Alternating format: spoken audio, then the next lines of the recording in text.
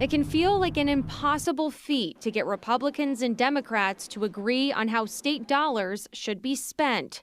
But just before the end of the legislative session, they got the job done. They met in the middle at the end of the day when you look at the numbers. After months of back and forth, the legislature finally passed a slew of bills that make up the more than $18 billion budget for 2027. And Governor Katie Hobbs is expected to sign them into law.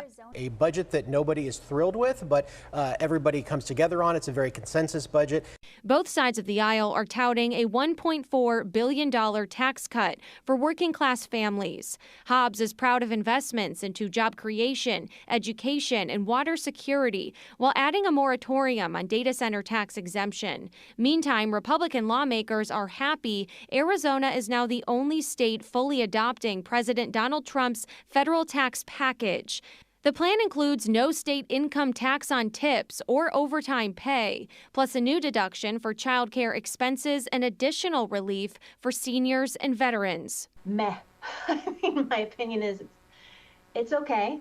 I think it could be better. And do you think that Arizona children are better or worse off because of this budget? Slightly, maybe net neutral, possibly slightly worse off. Rebecca Gao is the executive director of the nonprofit Stand for Children Arizona. She says the child tax credit and some funding for child care subsidies are wins, but it's not enough money to end the wait list, full of thousands of parents in need of child care. And the child care subsidies do that.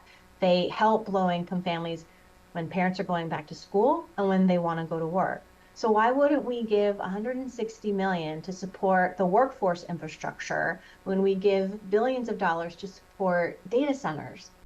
Gao also doesn't understand why previously funded programs she considers low-cost, high-impact were left out, like the 9th Grade on Track project. We significantly increase the graduation rate. We significantly reduce chronic absenteeism rates. We increase the rates at which kids can take technical education and job-related, job training classes. That was not in this budget this year.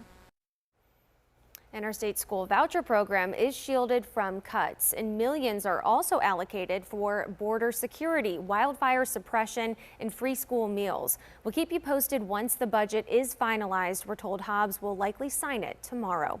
Live in studio, Micaela Marshall for Arizona's Family.